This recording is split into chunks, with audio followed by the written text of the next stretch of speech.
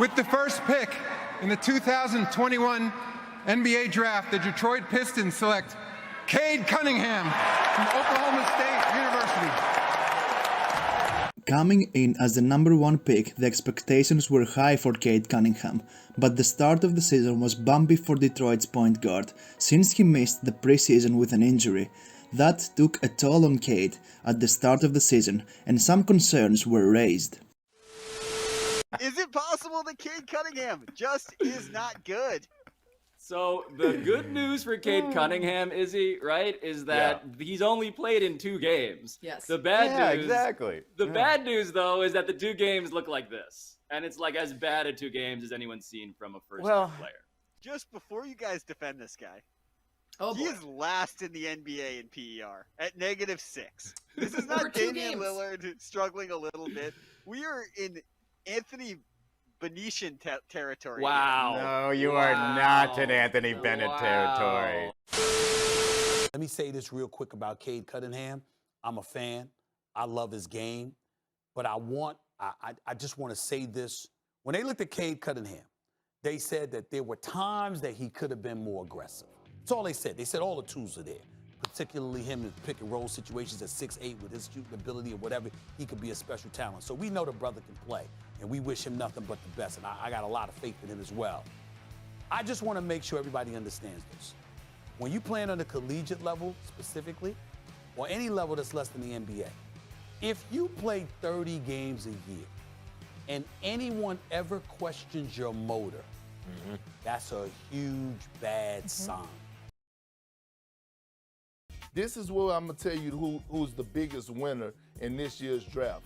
It's the Detroit Pistons. And then starting with Cade Cunningham. He's the most complete player since LeBron James. And here's why I say why. He has 0 flaws offensively. He could take you on the low block. He knows how to utilize his size. His face-up game is mean. Reminds me of Grant Hill. He has the ball. His handle is unique. Has it on the string. His IQ is through the roof. His playmaking ability is some of the best I've ever seen for as a guy his age. Hello guys, it's Bill. Slowly but steadily though, Cade balanced things out. His first rival for the Rookie of the Year award was Jalen Green. At least that narrative, Green versus Cunningham, was pushed by NBA media. Who do you think is going to be the better pro, Cade or Jalen? Me personally, I think Jalen. That's not to throw any shade on Cade Cunningham. I like what I see. He's a smooth brother, smooth ball player, got a nice stroke, no doubt about it. I think he's got a lot of promise. And I look at Jalen Green when he gets on the court and compete. What I see in Cunningham is a smooth operator that just knows how to play the game and is going to know how to be effective and productive and is going to be a plus for the Detroit Pistons. I see a guy in Jalen Green that seems to have a little something extra that you don't teach. Not just talent-wise, but he wants it bad.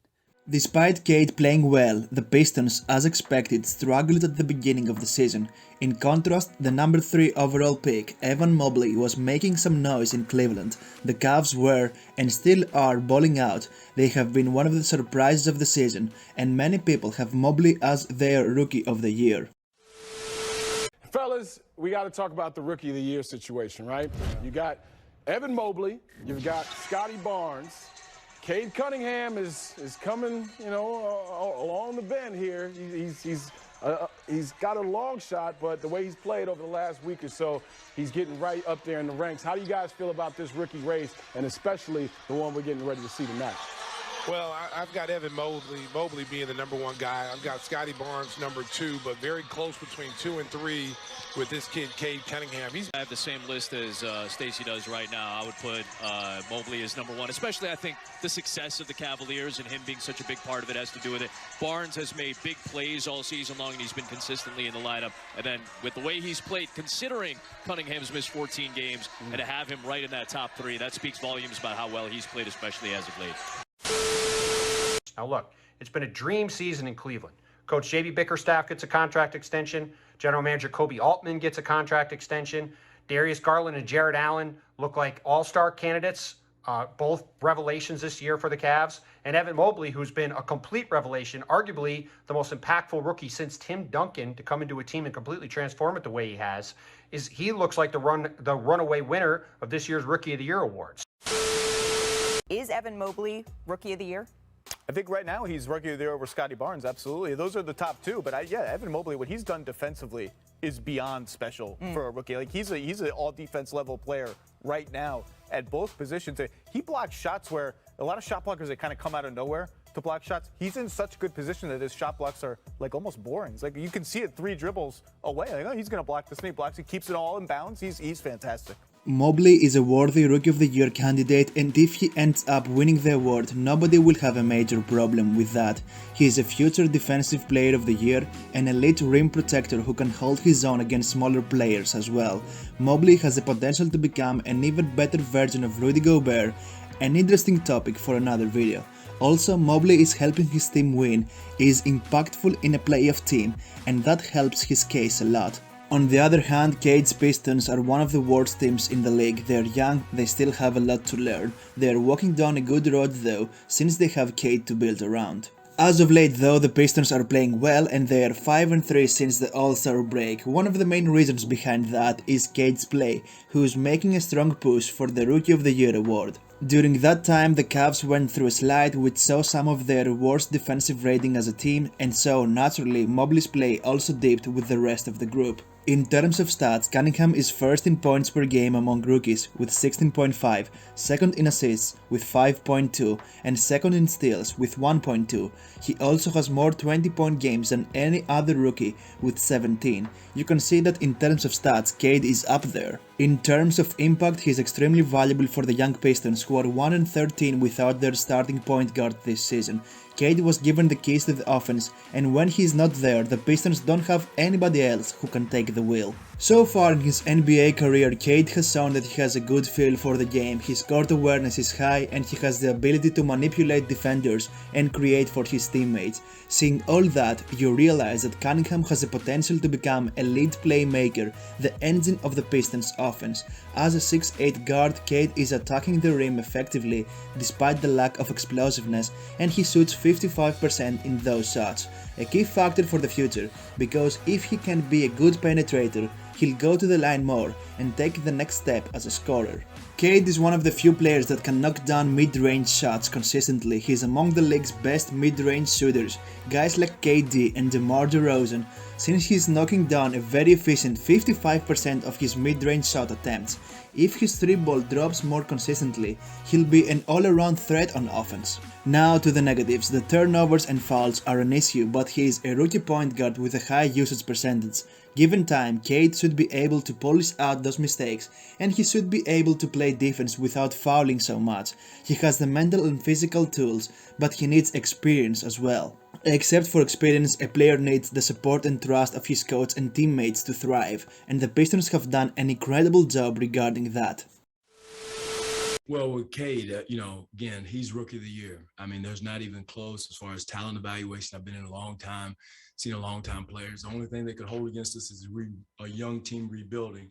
But talent-wise, he's the guy that can finish games for you, and that's what you need in those situations to finish games. And he's playing like a 10-year vet. So, to get 10 assists and 28 points is big time.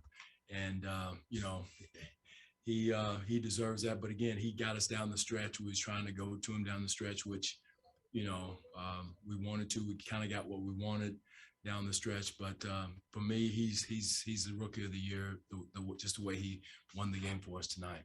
They have given Cade the keys and they trust him to close out games. That is reflected in his fourth quarter /OT/clutch points, where he leads all rookies with 59.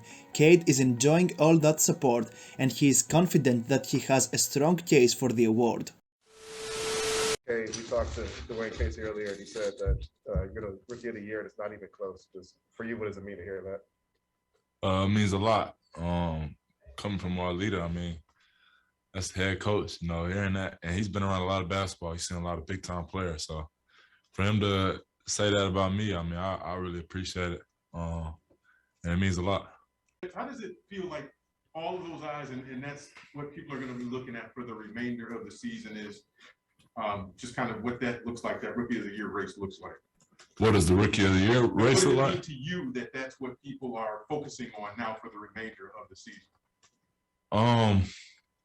I really like how the Pistons are playing right now. I think we're playing really hard, playing for each other. And, I think that's what's, led us winning some games. I really appreciate my team, my teammates trusting me with the ball, allowing me to, get things going. And I feel like, they're kind of looking at that race too a little bit. And they want to put me in the right positions. But at this point, we're really rolling. I'm not really too worried about that race as much as, getting the building blocks and getting the foundation right for next year for the Pistons. But, I'm going to keep working. I think I deserve the award. But at the end of the day, it's a trophy. I think, building something good with my team would mean a lot more. I'll tell you what, these games, man, they keep getting better and better. How satisfying is this W for you? Super satisfying. Another great team win. Everybody came in, contributed, played real hard.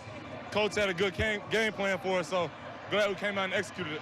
How much do you relish opportunities like this against a talented team like that where it comes down literally to the final possession? Yeah, they got big-time players, so, playing against a team like that, you got to bring your A game, and I think we all did that, so good team win again. Toward the end of regulation, 1.6 on the clock, you got to go to the line to shoot a pair of free throws. Now, I say you don't mostly get nervous like in the course of action, but you have time to think about it going to the line. No nerves or some nerves? I had just missed one. So, I feel like I had to redeem myself. I feel like I'm made for those moments. So I feel like, being able to get the opportunity, I was blessed to have it, and I'm glad I knocked him down. If the Pistons make the right moves, they'll have a bright future with Cade Cunningham leading the way. As far as the Rookie of the Year award goes, I think if Cade was on a winning team or Mobley on a losing one, then he would have been the clear-cut front-runner. But what do you guys think? Is Cade Cunningham the Rookie of the Year?